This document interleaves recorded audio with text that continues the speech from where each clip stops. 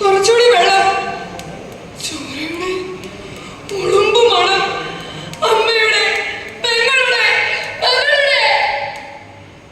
7 കടലുകളിലെ ജലവും അറേബ്യയിലെ മുഴുവൻ സുഗന്ധദ്രവ്യങ്ങളും മതിയാവുകയില്ല ഈ മനുഷ്യന്റെ അല്ല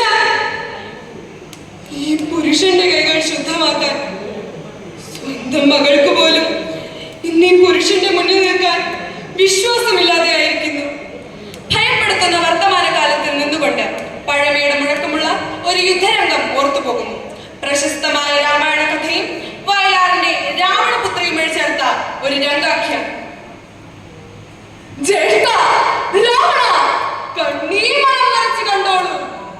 മൂക്കുമുലയും മറ്റു കുരുതിക്കളം പോലെ നിന്റെ മുന്നിൽ രാവണ ഈ അനുജത്തി ശൂർപ്പണക. എവിടെ നിന്നിടുത്തിയും കാണുന്ന ചന്ദ്രഹാസം ഒന്നുമില്ല രാവണ നിന്റെ കയ്യിൽ. പൊന്നു പെങ്ങളുടെ ചോരയ്ക്ക് മറുപടി പറയാൻ നിന്റെ ചോരത്തലപ്പുള്ള ചോദ്യങ്ങൾ ഊണിലും മുറക്കിലും എന്നെ വേട്ടയാടുന്നു. സാരഥേ, രഥമൊരുക്കി നിർത്തുക. മഹാരഥനായ മേഘനാഥനെ പ്രതിനിർത്തിക്കൊണ്ട് അവന്റെ അച്ഛൻ ഈ രാവണൻ പടനയിക്കും. അച്ഛൻ? രാവണൻ ആരുടെയൊക്കെ അച്ഛനാണ്? ഇന്ദ്രജിത്തിന്റെ, അധികായന്റെ, അക്ഷകുമാരന്റെ? മതിയോ?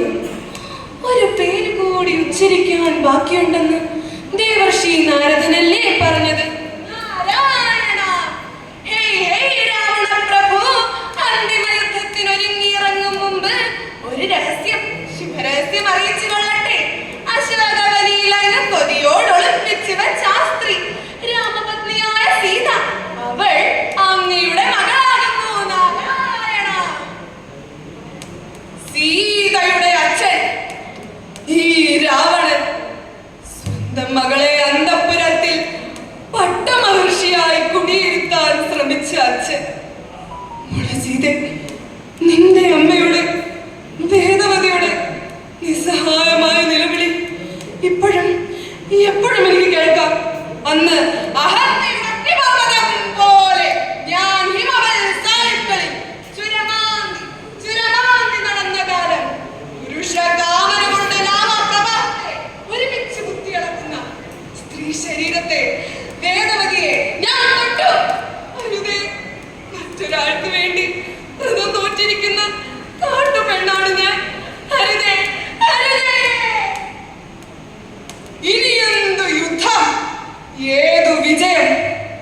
വേദവതിയുടെ പ്രിയപുത്രി സീതയുടെ നിലവിളികൾ ഈ രാവണനെ എന്നേക്കുമായി തോൽപ്പിക്കുകയാണല്ലോ.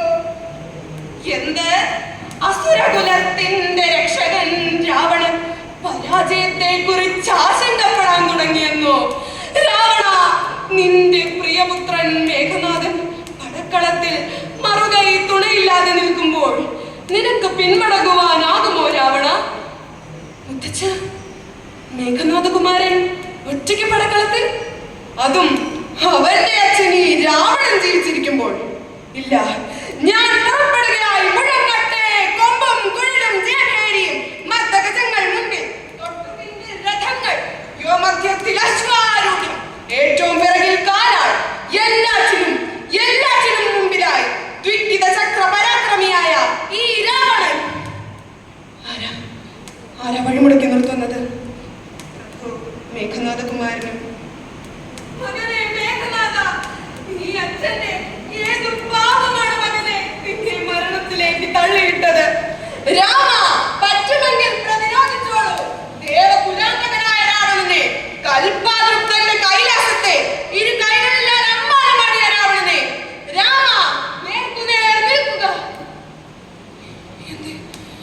എന്റെ കൈകളും കണ്ണുകളും ലക്ഷ്യം മറന്നു പോകുന്നല്ലോ. മകളെ സീതെ, എവിടെയിരുന്നാണ് നീ വിതുമ്പുന്നത്? വയ്യ, നിന്റെ പ്രിയതമന് നേരെ ഈ അച്ഛന് വയ്യ. രാമ, രാവണൻ ഒരുങ്ങിക്കഴിഞ്ഞിരിക്കുന്നു നിന്റെ നിശിതപാഠങ്ങൾ ഏറ്റുവാങ്ങാൻ. മുറിഞ്ഞു വീഴട്ടെ ഓരോന്നോരോന്നായി ശാസ്ത്രത്തഴമ്പുള്ള കൈകൾ, അഹംകൃതയുടെ ശിരസുകൾ. ഒടുവിൽ സ്വപ്നങ്ങളെയും പാപങ്ങളെയും ഒരുപോലെ പോലെ ലാളിച്ച ഈ രാവണ ഹൃദയം. മോളെ സീതേ. മോളെ എന്ന വിളിയിൽ സ്വയം ശുദ്ധനായ അസുര രാജാവിന് വീരജരോക്ഷമായ മോക്ഷം അനുവദിച്ചിരിക്കുന്നു ഇതിഹാസം. പക്ഷേ ഇയാൾക്കോ, ഇന്നത്തെ പുരുഷനും, വെള്ളം തരൂ, വെള്ളം, കുറച്ചുകൂടി വെള്ളം.